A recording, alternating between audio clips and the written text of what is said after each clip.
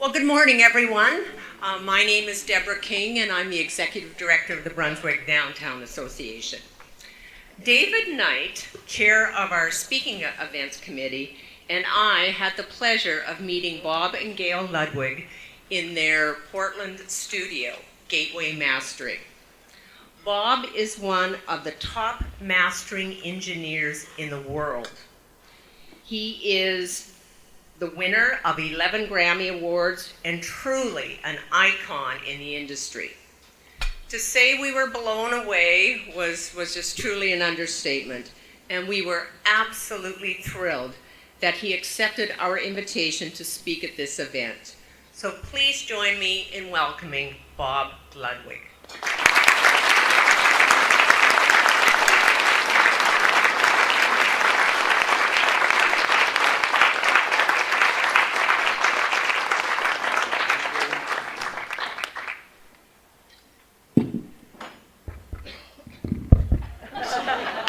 Let's see which mic is the best here.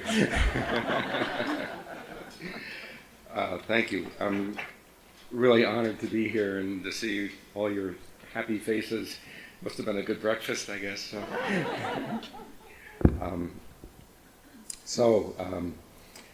Believe it or not, my wife Gail is here, and she's the chief financial officer and also the studio manager of Gateway. And we work very long hours every day. I say the only kind of downside of this job is that it's very long hours, because especially with a career like mine where I've had some clients for 40 years or more, you can't really turn down somebody that you've been doing your whole career, and keeps kind of snowballing. I'm trying to cut back to have extra days off, and the clients keep accelerating, so it's hard to keep a balance going here. So just to talk about the difference between, well, just to explain what mastering is. There's three main events that happen in the making of a record. The recording of it, well, there's pre-production, but the recording of it and the mixing of it, most records need to be mixed because it's recorded to a multi-track. And then the mastering is the final icing on the cake and pulling things together and trying to make sure it sounds as good as it possibly can. So here's a recording session I did a couple of years ago with Martin Perry, who's here, my good friend. And this is Charles Ives' Concord Sonata that we recorded in Stasinski Hall. And this is a classical recording, and this is one of the few pro bono events I get to do. In spite of my schedule, I try to make time to record some talented local people from time to time when I can. I've done Annie Antonakis and the DePonte String Quartet, and years ago the Portland String Quartet. And so, but don't call me to see if I can do a job.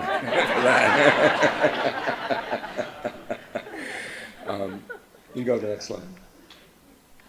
So even classical music sometimes needs a lot of multi-track recording. This is Abbey Road, the famous Abbey Road studio in London, Abbey Road 1, with a symphony orchestra and a choir, and there's just dozens and dozens of microphones, as you can see there. And all those go on to individual tracks so that the producer and the artist can rebalance the recording afterwards.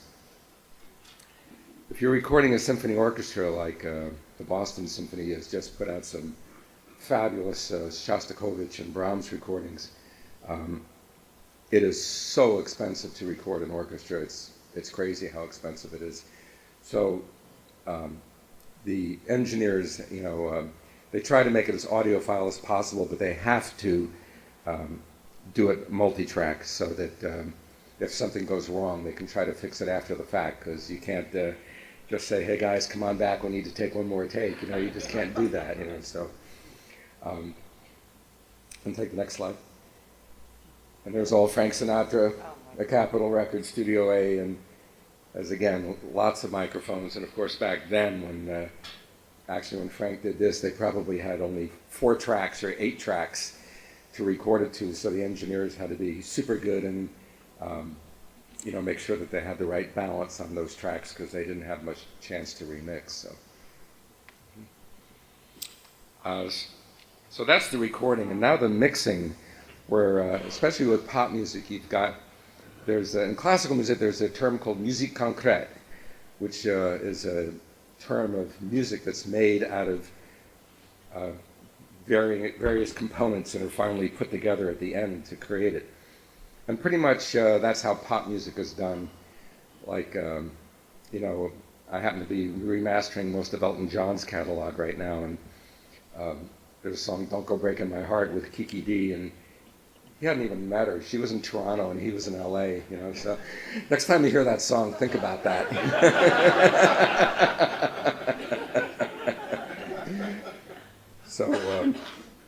So all those tracks have to be mixed together, and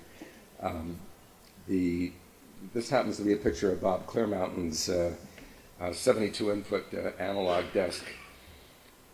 So he can mix up to 72 different inputs together into a stereo mix. Nowadays, there's two components. Like, there are people like Bob Clearmountain, whom I've been working with since the Rolling Stones' "Miss You" song. That was the first thing I did with Bob, and so it's been a long time that we've been working together, and he's a great, great engineer. And he loves working on his analog desk. Even if the project is recorded digitally, he mixes it through that analog desk because that's how he gets his sound. But nowadays, there's other people, like for a long time, digital workstations didn't progress to the point where you could really use them seriously for good music. I remember years ago, I did a record with Paul Simon, and that it was like a beta version of a Pro Tools that was 24-bit, and it was a really big deal back then. And it wasn't that long ago, actually. But nowadays, the workstations are very powerful, and you can have up to 512 tracks in Pro Tools, or virtual tracks, and mix them down to like 100 tracks if you needed to, and then mix it. So usually at our place, the music is mixed to either two things, or it comes in mixed to stereo or to surround sound, 5.1 with the surround. How many of you people have surround sound systems? Does anyone? That's a pretty good percentage. Wow. Do you do it for only video, or do you listen to music on it as well? Yeah, a little music. Yeah. Okay. So most of the there was a time when the Super Audio CD came out that we did a lot of work in surround sound of music only. But when the iTunes thing from Apple got invented and was put out 10 years ago, whatever it was, Sony Records, who was behind that push for high-resolution audio, kind of pulled the plug on it when they saw that everybody jumped from the high-resolution sound back to convenience. And so most of the 5.1 projects that we do now are for surround sound projects of videos. Like I just did a thing of Roger Waters' The Wall, which was also a short movie that he made up. And we've done Led Zeppelin in surround and Eric Clapton in surround. We just did this great record of Eric Clapton live in San Diego with J.J. Cale before he passed away. And it's the drummer in that band is Steve Gadd, with whom I went to school at the Eastman School of Music. I remember when Steve came into the Eastman School of Music, all the other drummers were like, "Who's this guy?" It was like, he was pretty intimidating how great he was, and he's just as great today. He hasn't lost anything. I highly recommend that Live in San Diego DVD if you're into Eric Clapton. So at our place, we create final masters for a bunch of different things. Not that long ago, we pretty much only made things for compact disc. Like in the 90s, the vinyl records kept going away and going away and going away, and pretty soon I actually sold my lathe. We started Gateway without a lathe, but then we put it up because there was interest in it, and then all the interest in vinyl records completely went away in the mid-90s, and we sold the lathe because the record companies weren't quality controlling it anymore. I did this record of a big group, and my friend Michael Fremer, who's a audio critic, called up and said, "Gee, this doesn't sound like your work. That's kind of dull sounding." And I said, "Well, they never sent me a test pressing," which is a pressing before it goes into production. And with vinyl, anything can go wrong at any step of the way.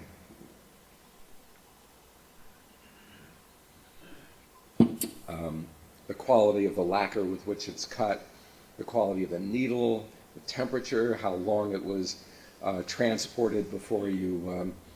oh, thanks. I can do some extra audio. Yeah, great. Yeah, good. Like after it was cut, was it electroplated immediately, or was it electroplated after a plane ride to Germany? You know, all that stuff makes a difference in the sound, believe it or not. And then the quality of the vinyl itself. Anyway, vinyl's basically a pain in the ass. So we were kind of happy to see vinyl go, and then lately, as you know, there's been this vinyl re-revolution, and artists are, it's very interesting. There's a huge percentage of people that buy vinyl records that don't listen to them. They just buy them and collect them. They like the artwork or whatever, but the polls show that there's some huge percentage of people that just don't even listen to them. But at any rate, a lot of people do. And the good thing about that is you do get the great artwork. There's a great tactile feeling. There's a lot of positive things about vinyl. The thing that we like is that because of iTunes, the industry went from an album-oriented single CD market where people were listening to vinyl, you know, the entire CD. In fact, the record companies really got hit, and they should have gotten hit because they purposely tried to cut singles out of the market and market everything as an LP on a CD, you know. So when the vinyl record went away, it was nothing but CDs, but now we do several different formats as the vinyls have come back, and high-resolution digital has become more widely used. So we make the what's called the DDP, which is a production master for the compact disc. We make the normal downloads, like if you download something from Amazon or services like that. And then there's high-resolution downloads, which is a special thing that iTunes has called Mastered for iTunes. Sometimes you'll open up a new title and you see this blue badge on there, which I'll show you on the next slide, but don't go to it yet. Those are made from, for those couple of you here that are technical, and they're made from 24-bit masters instead of 16-bit masters. And it makes a huge difference when you follow their protocol. Apple spent 18 months investigating how to make the best compressed lossy file that they use. It's called an AAC file. I don't want to get too complicated, but anyway, they really did their homework on how to make the best possible low-resolution format that you can buy cheaply. So they did their homework, and it's very good. Then we also do high-resolution downloads that people like hdtracks.com or Acoustic Sounds or Blue Coast Records sell. And these are typically at the high-resolution, like, without getting too technical, the compact disc represented a certain amount of resolution. It was very good. But when we work in the studio, normally we work at much higher resolutions. Like instead of sampling the sound 44,000 times a second, we sample the sound 192 samples per second. And it makes for better sound, obviously. But now you can buy those. So you can, when you buy those, you're buying the exact same file that the artist was mixing to. And then now we make the, because it's very expensive to do the mastering part, not in the budget of the whole record, but it's not something that you would want to do several times. Once we do that, instead of taking the disc to a disc cutter and having him remaster it from start, they take our final digital high-resolution file and they cut records from that. So almost all the pop records that you buy are made from the the high-resolution digital download that you could buy on HD tracks. So. And then we make, as I was saying, Blu-ray and DVD surround work, and stereo, of course, for that. And then streaming video streams that we send to Spotify and people like that. Yeah, you can do the next slide, yep. Oh, left my pointer at the hotel. Oh, I just changed the batteries on them, too. Well, no, it's good, yeah. So this is the little mastered for iTunes logo that is the high resolution download that Apple has. And then there's just an example of what the hdtracks.com website looks like. So I'm going to leave time for questions here. So what is mastering? So it's the final creative step in the record recording process. Here's where we put the icing on the cake. We put everything together. Most times it comes to us as individual songs. When we work on it, they usually don't even know what the sequence is right away, although they need to have it by the time we're done. And for sure, we never get to see the artwork.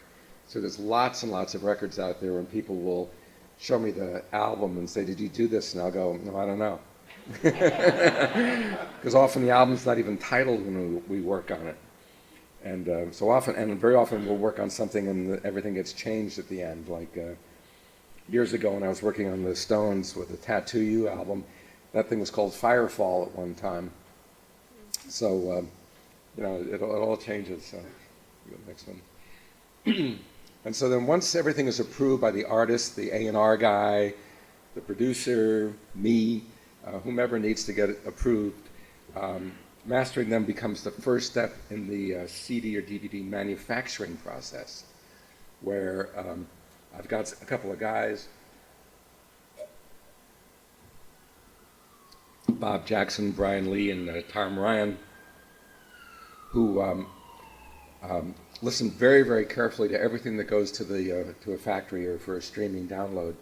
They listen with headphones because in my room, I always work off speakers because you can't master to headphones, and you can't mix really to headphones either. You've got to, unless you really, really know what you're doing, but basically you can't. You have to mix or master to speakers. So, but even in my room when I'm mastering something, someone might buzz me on the intercom and say, can you take a call? And I'll say, no, I'm busy. And during that time, something might have happened that I didn't check. It's very possible, or there's some very small little dropout, like especially if you're working with analog tape. There might be a small little dropout in the oxide on the tape on one channel. And if you're listening on speakers, there's enough room acoustics, even in a near perfect room like mine, where if you weren't in the sweet spot, you may not quite catch that. But in headphones, you can catch a lot of those little defects. So it's pretty good. So the purpose of mastering is to maximize the inherent musical values of a given recording. In other words, they give us the final digital file or the tape, and very often, although maybe not that often, but sometimes it's mixed by the finest mixers in the whole planet.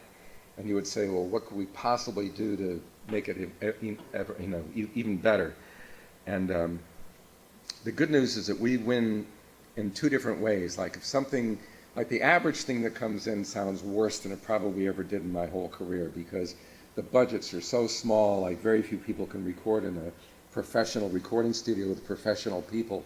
So a lot of recordings are made, in people's garages, or their friend buys a Pro Tools system and tries it out on the band, and then they try to mix it themselves and they give it to us. So if something comes in sounding like dog meat, we can at least sometimes make it sound normal. I mean, as if, it sounds like it's, thousands of dollars are added to their budget after it's properly mastered. But then on the other side, like someone like Bob Clearmountain, where his mixes are so finely honed, doing the smallest thing to it, like, a few tenths of a dB of top end sounds like they did a lot. So sometimes we can be heroes in both scenarios, even, from the basement garage guy to the finest people on the planet. So And the other thing is that when people are mixing, as I said, we don't know what the sequence is, so it's for sure the guy who's mixing it doesn't know what the sequence is. So when he's doing his balancing, he doesn't know how the songs flow from one song to another. Like he might have something that starts very soft and gets super dynamic and very expressive, and it'll be fantastic in the studio. But then it could be that when we're mastering the record, the previous song was like really loud and ends loud, and then when his soft song starts, it's like such a letdown in comparison that you would have to go to your system and turn up the volume, and then when it got loud, you'd turn it back down again. So our idea is to make it so you don't need to change the volume control while you're playing back an album and have it flow from one song to another. So the things we do is we enhance little details, we rebalance the sides or other instruments by using equalization. We can add or take away dynamics, artistically correct the treble, mid-range, and bass frequencies, and much more. We can do a lot of stuff. So how do you master? This is how you master. It starts with the ability to imagine in your head how it could sound. Like somebody gives you a raw, unmixed tape that's like dark and dull and murky, and you can say, I can hear how that could be, and then know what knobs to move in my console to make it sound like it does in my head. It's that easy.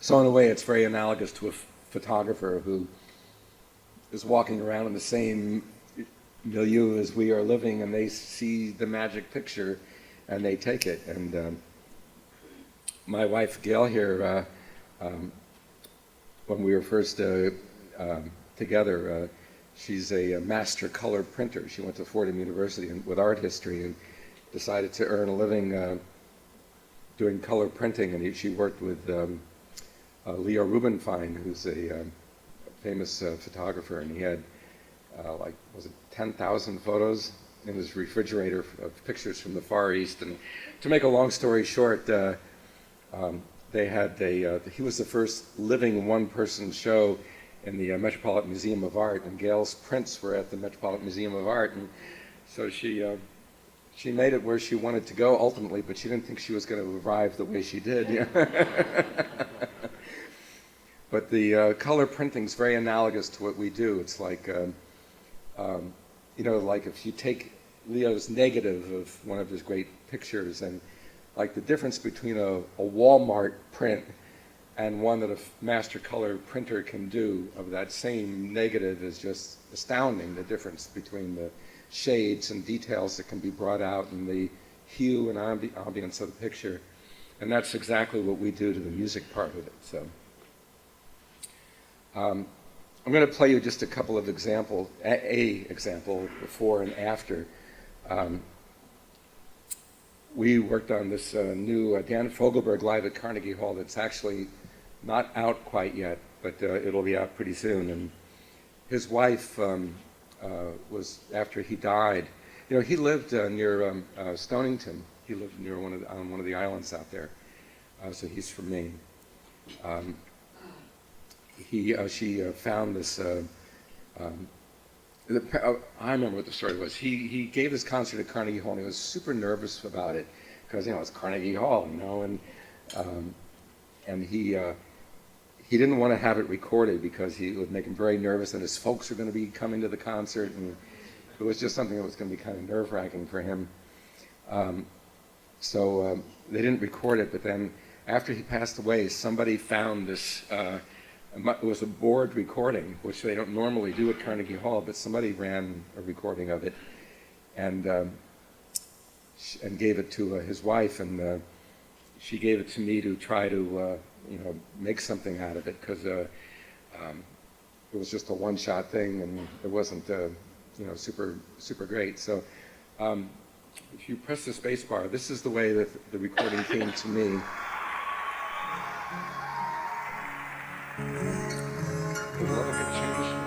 It's always great to be back in Chicago. Okay.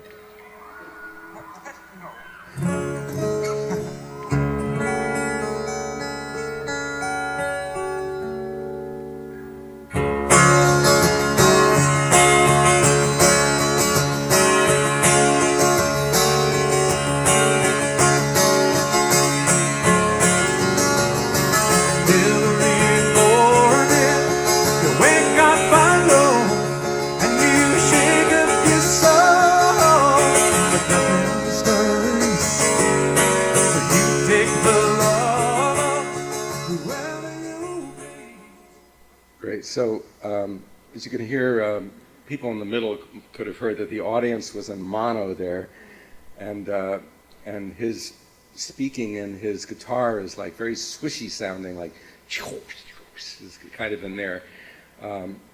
Even though she was given a DAT, it was obviously from a cassette that was seriously not aligned correctly.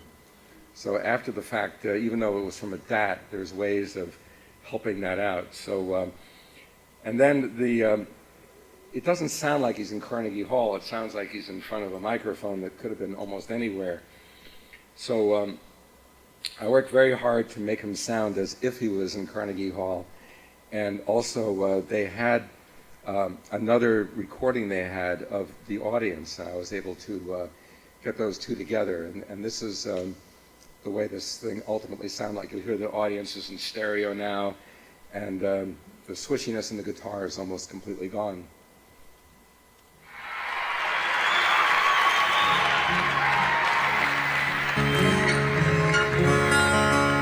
It's always great to be back in Chicago.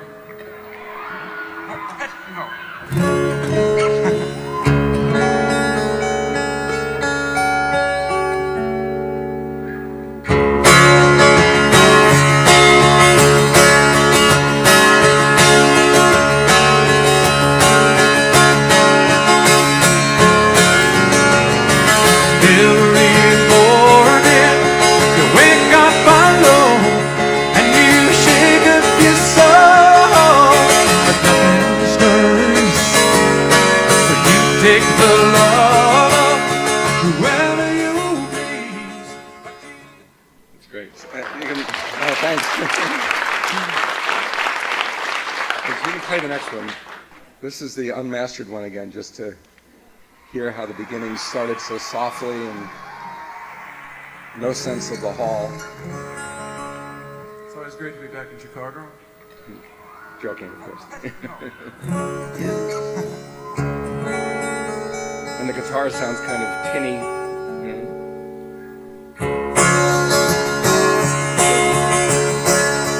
And then back to the mastered one again, where the audience stereo.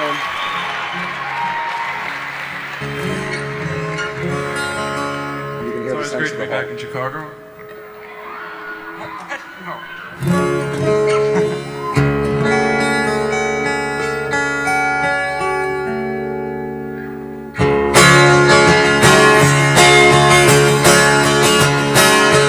It's great. Oh, it's good. I'm glad it translated in the room. Sometimes he plays examples and people go, huh? It's great. Okay, you go to the next one. So just to tell you a brief thing about my career, it's 8:27, is that the time? Okay, so make sure this morning when I woke up, it was so early, I reset my alarm, but instead I reset the actual time on my watch. I put it back up. So when I was at the Eastman School of Music, I was also in the recording department because when I was in high school, I couldn't decide if I wanted to go into engineering or music. And fortunately, my music teacher there convinced me to go to the Eastman School of Music. And that was the most nervous audition of my life. Very quickly, when you go there, like especially Eastman's still a fantastic school, and the energy level there is like through the roof. It's really an amazing school. It's usually Newsweek ranks at #1 in the country, even above Juilliard for some aspects of it. At any rate, it's hard to get in there. And when I took the audition of a trumpet player, and they say, well, just play the Haydn trumpet concerto and the Hummel trumpet concerto, and there was a third one. And I said, should I bring my pianist with me? What accompanist? And she said, no, we got somebody here that will play for you. They know all this music, And so I got to the audition, and Mr. Easley was there, and this big room that was almost the size, and there's a piano there, and I noticed there's nobody there, right? And I said, he said, well, start playing. And I said, well, where's the pianist? No, there's no pianist. And just play. So you're playing all by yourself. And I said, what about the rests in between? He says, well, just count them silently to yourself, So you're there. And my knees were knocking like that. I was so nervous. Oh, my gosh. I couldn't believe that they took me. But anyway, I was so happy they did. And then, so as soon as it was possible, I got into the recording department there as well and recorded just thousands of student and faculty recitals and concert halls. And then I became involved with the guy who ran the department was also with this company called Century Records.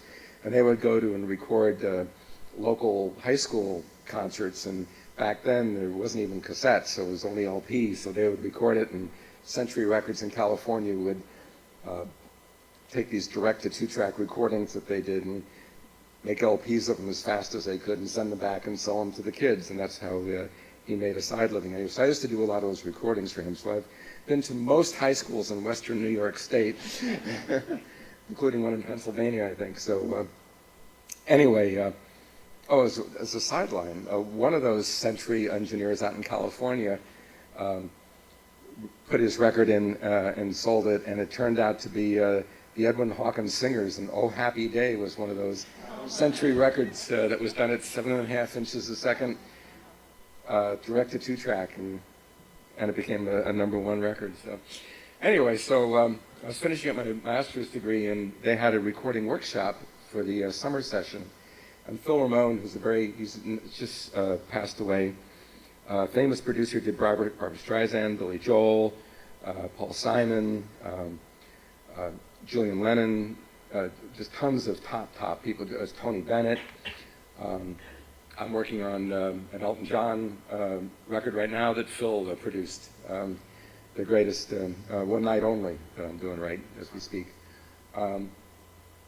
And so I was his kind of de facto assistant, and at the end of the workshop, he asked me if I wanted to come work for him in New York, so I did, because I was playing trumpet in Utica Symphony, and one of my goals as a trumpet player was to play the Bach B minor Mass, which is this very high trumpet part and very, very difficult, and I thought maybe like 10 years from now I might be doing that, and so I was commuting between Rochester and Utica, and one day they said, okay, we're going to do the B minor Mass, and I went, what? You know, I thought I was going to do this 10 years from now. They said, no, we're going to do this. And Eastman loaned me their piccolo trumpet, and so for a whole month, my teacher, Dan Patrolek, and I just worked on the piccolo trumpet, and then we performed it in Utica. It was broadcast on the radio, and it was performed twice, and people loved it. And when it was over, it was like, gee, you know, I completed this goal.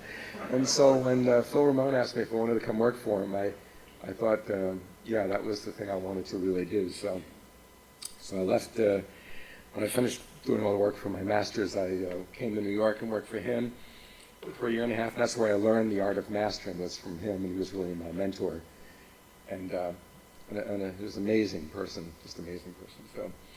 So, and then after a couple of years, this new company had all this great European cutting equipment that was really state-of-the-art, and that A&R wasn't going to buy for me right away, and I knew I couldn't compete against this, and so I moved to this company called Sterling Sound, and I became their first employee, and then was their vice president. And then years later, Sterling Sound got bought by a public company called OCG Technology, and that company also bought Mercury Records cutting facility, which they renamed Masterdisc. So for a while, both Masterdisc and Sterling were under the same public company. Then Lee and Joe, the owners of Sterling, bought it back from OCG because they weren't happy with it. And it's a long story, but they asked me to sign this employment contract, which was patently illegal. Like, you couldn't work within 500 miles of New York. If you were quit or was fired, but no extra money, no stock, no nothing, you know. So I was hurt. And so I went and moved to Masterdisc because I knew them and they knew me. And so I worked there for up until the time I decided to start Gateway.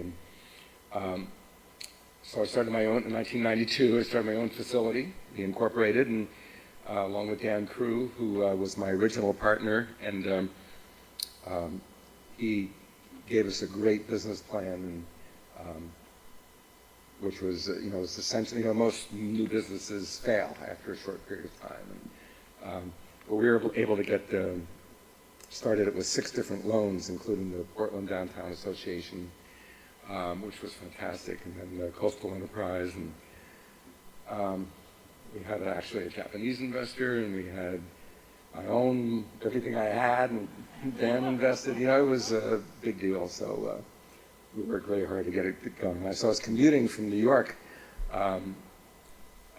from about June of '92 to Portland. I'd work Monday through Thursday in New York, and then Thursday night I would leave and drive till like 1 or 2 in the morning and stay at Dan's house and work on the studio construction, which was under construction. It was built by Rainbow Construction here in Maine, in Cape Elizabeth, and they had done some other studios. And Craig, who owns the Rainbow Construction, is very sensitive to the whole enterprise, and so he took the plans that were created and followed them to the T, because he knew that just a single mistake in the plan, like having one board accidentally touch another board, could completely uncouple the room and destroy all the hard work of the acousticians. So that was great. So this is a very quick tour through my mastering studios. This is the first stereo. I started on the mono lathe at A&R, but this is the stereo lathe at A&R. That's a tube cutting amplifier system there. Next slide. And for you geeks, these are Fairchild compressors and Pultec equalizers, which are that little Fairchild compressor, which if you look at the manual, the distortion figure for that is 1%. That makes it okay, and that's a horrible distortion figure, you know. And we couldn't wait to get rid of it, but now those things are on eBay for like $35,000. I mean, you just can't buy them. They're so expensive. And the Pultec equalizers, which we changed the knobs of to make them look a little more up to date, which ruins their resale value, by the way. Those are also very expensive and scarce as hen's teeth. So. And then this is Sterling Sound. That's Joe Pashek was one of the owners, but this is all the European equipment. This is a Telefunken tape machine, which was so far advanced of the American tape machines at the time. And a Neumann console, which is from Berlin. The lathe is from Berlin. That's a big Dolby noise reduction by Joe's knees up there. That's how big a Dolby system started out being. In the cutting amps, and then he's got his hands on a Studer tape machine from Switzerland. So, and for about 8 months or so, nobody else in the country had this gear, and we became famous right away because we could cut a lot of records that nobody else could cut, especially in the top end. And then this is my room at Masterdisc, and here we go into the digital world. Like digital in the professional audio world started around 1978, and I cut my first record from a digital master in 1978. And CDs didn't happen until the early 80s, like 81 or 82. I should know that off the top of my head, but I don't. Anyway, this is the thing on the far left is the world's first Neve digital console, and then my left hand is on a Daniel Weiss digital console that was more advanced even than the Neve already. So, and those are Duntech sovereign speakers that became, after I started using them, a lot of people copied me, and now a lot of mastering rooms use speakers designed by that guy, John Dunleavy. So they use either the Duntech or the Dunleavy speakers.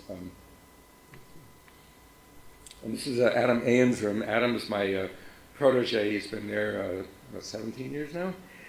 18 years, wow. So Gateway's now in its 24th year, so Adam's been there a long, long time. And there's just a couple of people on the planet, like Brian Lee, who works for me, and Adam are really the only two people on the whole planet that I've really taught how to do mastering, and they know all my secrets. Like a lot of people through my career, like at Sterling and at Masterdisc, say, "Oh, I worked with Bob."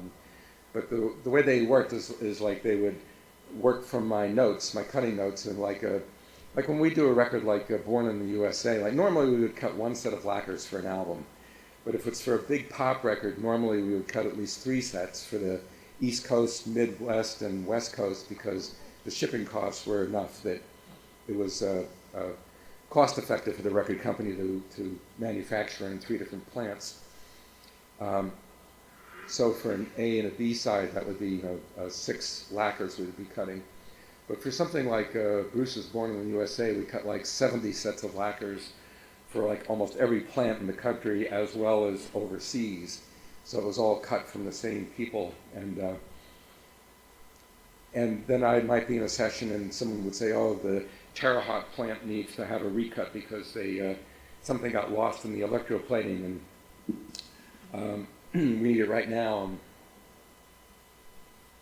They can't say, well, Bob's been in session for the next couple of days, so the other engineers at Masterdisk would follow my notes and duplicate, they would duplicate it correctly, there's no question about that, but when they did do it, they would initial the lacquer with their initials on it. Like I never, ever put my initials on something that somebody else did, so.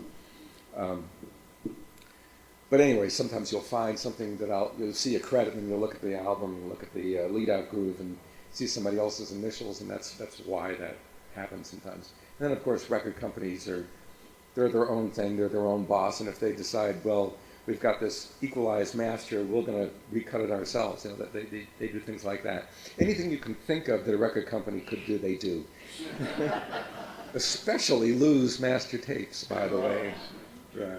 So this is Adam's room at the Gateway, and those are a different set of the Dunleavy speakers that I had at Masterdisk, and those are originally in my room, and I now use Eggleston Works speakers, which you'll see in a second, but that's an Ampex tape machine in the console, and that's what his room looks like, and then, next slide. That's my room with the 2 Eggleston Works speakers, and then a center channel for surround sound,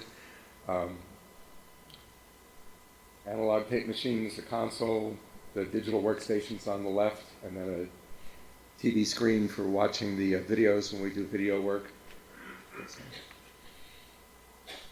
And that's the announcement in July in the Portland Press Herald of us coming to, Master of Mastering plans to open studio in Portland. So we weren't expecting that. We were trying to keep it secret for a while, and then of course when they did that, it was like, oh, okay, I guess everybody's gonna know. It was funny, before some people close to me knew, I got a call from Bernie Grumman, who's another famous mastering engineer out in California, and he called and said, Bob, I hear you're moving to Portland. I said, really? How did you know that? Oh, my relative in Bangor read it in the Bangor Daily News. It's a small world, so. Next one. So just one thing that that's great about being a big fish in a small pond, so to speak, is that we can make an impact in a worldwide situation. Like we can give Portland's name to the whole world. Like this is quick example. This is Bruce's The Rising album that we did after the 9/11. Next one. And then that's the back of it. And the next slide.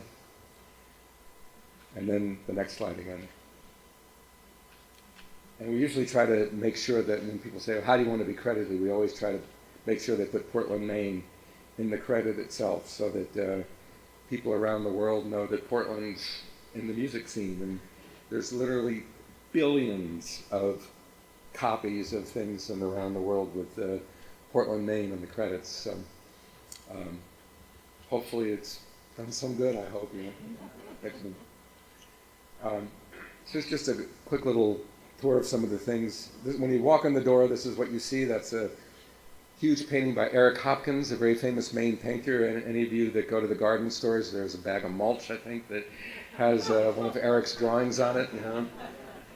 We always joke, at Gateway, we would buy like a state-of-the-art, we'd always be first. Like we started doing DVDs in 1997, which was when the format was invented. We had the authoring software before it was even released to the public. And the video encoder we had was like, $50,000. And after a year, it was like, you wouldn't even use it. Like there was, and then not many years later, the thing that was in your Macintosh was better, And so, we would try to amortize it. And the IRS once audited us, and they walked out. We don't have to pay a cent. They agreed. They says, yeah, you have to, revalue your things very quickly. So that was wonderful. Anyway, the whole thing about this is that Eric's painting is the one thing at Gateway that's appreciated and valued. So we're very happy to have that. Next one. Close up. Okay, that's Eric painting it. There's an Etnier photography of him in his studio in North Italy doing that. So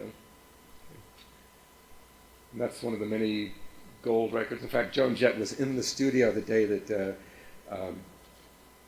Eric Hopkins came in to mount that painting. And I don't know if you saw before, the painting has this orange border on it, and he wanted us to paint the background a fluorescent green so that when you looked at it, it would kind of vibrate in your head. And we said, Eric, our clients' heads are vibrating plenty already. We don't need that. Okay. The aspect ratio of these slides is a little narrow, but it's not quite that narrow. But that's maybe it's just from my angle. Anyway, it does look weird. Okay, but it's wider than that, and all the pictures have been wider. Yeah. Okay, next one. And when you consider that of all the sessions I do, maybe not even 10% of the people that I work with send me a finished copy. And then of those that win gold records, it's just a minuscule amount of those people send me gold records. And I don't think I've ever bought a single gold record or platinum record. They've all been given to me. So if I wanted to buy, if I wanted more, I could buy a lot more if I wanted to. Next one. Okay. This is Rachel's room, where Rachel Higgins, who has been, I think our newest employee at Gateway has been there for 15 years, 17 years. So there's no turnover, so don't apply for a job. Nothing's happening. But that's the scheduling board for a couple of weeks. Like, yes, we schedule on a computer, but for scheduling purposes, it's good to have a whiteboard where you can get the gestalt of it very clearly in your head, and you kind of live with it as well as, and you don't have to look at a screen. And Gail does scheduling as well for Adam, so it's a constant balancing act. And then Tom Ryan, who does also quality control, he also does the scheduling for all the parts that are sent out. Next one. I don't want to leave time for questions. This is my client listening room. More. That's the entrance to my room and my room. That's the back of the room. That's a big diffractal that confuses the sound chaotically so that the sound is really good, but it's not a dead room, but it's really great. That's a 2-inch 8-track analog tape machine that we use for Beck and Donald Fagen and Queen, a bunch of artists like that, and then 1-inch 2-track that a lot of projects come in that, like Jack White comes in on 1-inch 2-track, and then a normal 1/2-inch or 1/4-inch 2-track. Those are my power amplifiers. Those will do 4,000 watts into 1 fractions of an ohm. Next one. That's transparent audio cable right here in Saco, Maine. All the studio is made with the transparent audio cable. Next slide. And the next slide, those are equalizers. Next one. Analog equalizers. Tube and solid state compressors for surround sound. And next one. More. And the next one. That's my, you saw Bob Clearmountain's console, and that was my console, which is an 8-track console, which takes care of the surround sound in the analog world. And a bunch of Grammys and some more gold records. All right, so I'll take any questions anybody has. Thank you.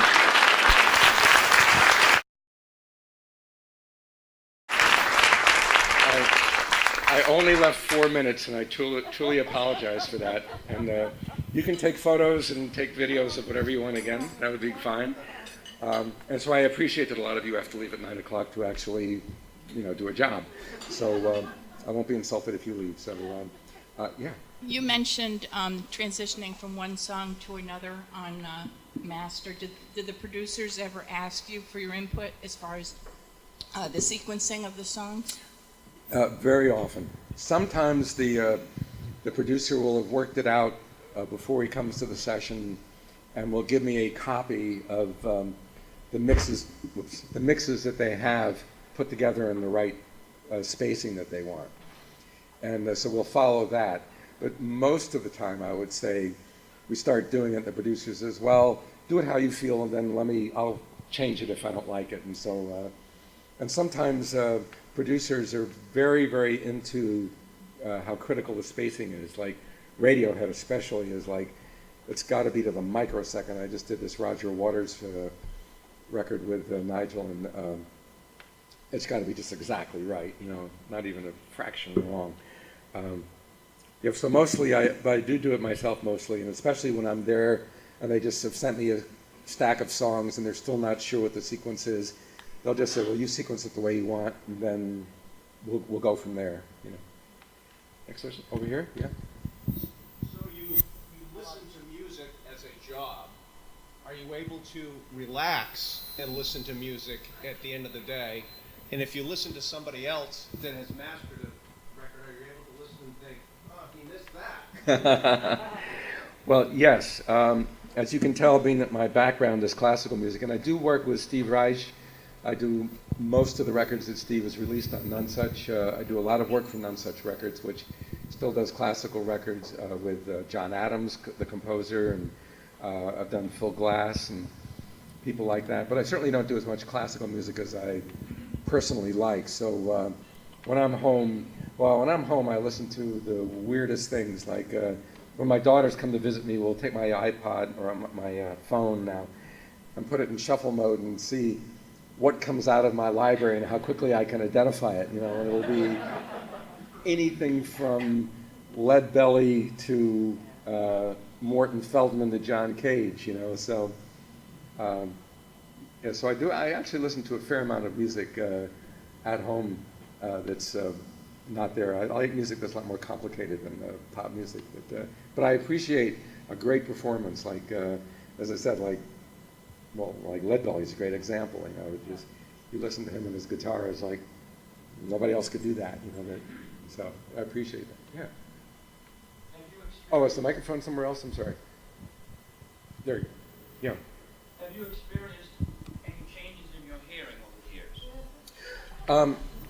Yeah, a little bit, but nothing that's preventing me from doing my job perfectly. I still hear little tiny ticks and pops that the producers who have been working on this thing for 6 weeks haven't caught. When I was at Eastman, my high frequency hearing was so acute that it was like annoying to me. Like I'd walk out into the street and it was just like, pain, or you'd walk into a room with TVs on, and I remember once there was I could tell when I was getting older. Like I walked out of an elevator and Gail was like, "Ugh," it was too loud. It was from all the TV monitors there, and I couldn't hear the sweep frequency from the TV monitor as clearly anymore.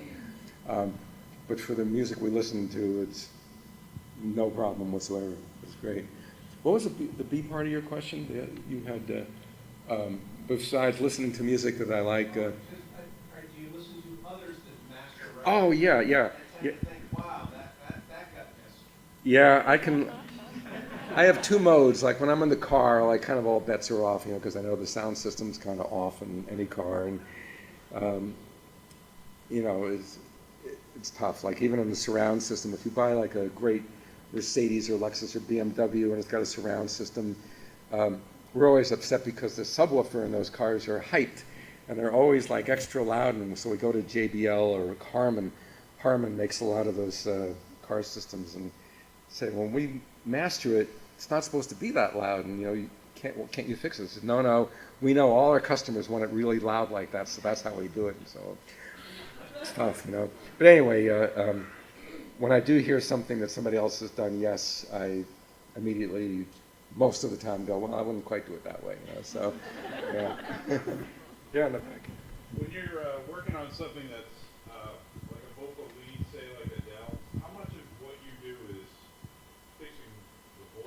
person as opposed to taking noise out of the background?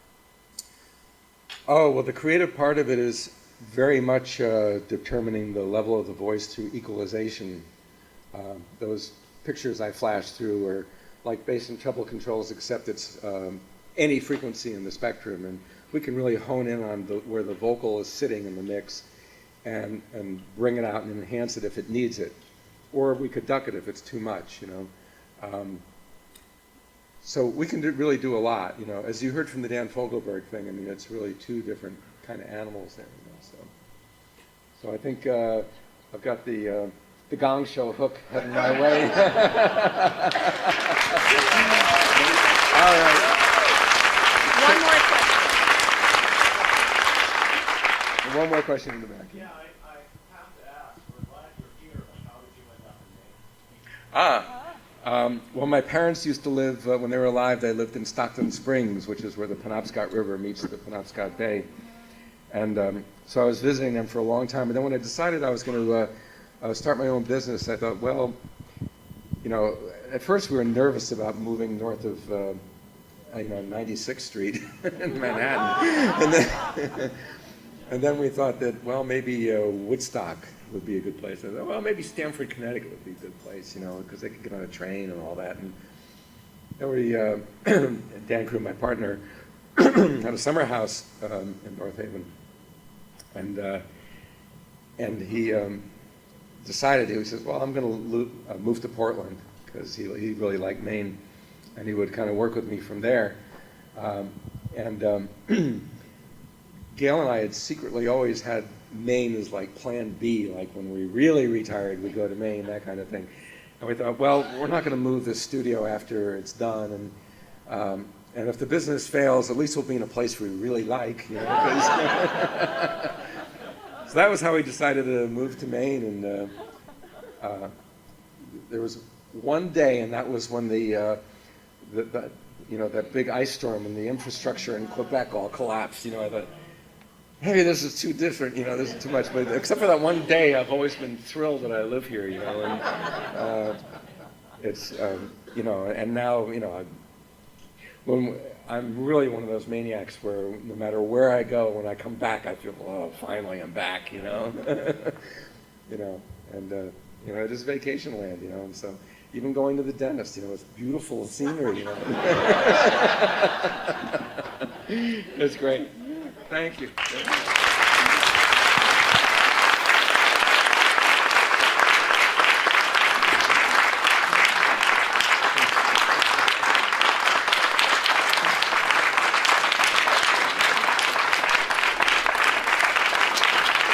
Thank you so much. Well, thank you so much, Bob. Obviously, you know, your talent and your presentation is so well received, and we are incredibly fortunate to have you here with us. As I mentioned earlier, David Knight and I did get a chance to tour the studios, and we saw the incredible walls of fame with all the platinum and gold albums and the display of Grammy Awards and all the photos of the artists and musicians that Bob has worked with in the past. Well, we think there might be just a little bit of room left on one of those walls. So I am so honored to present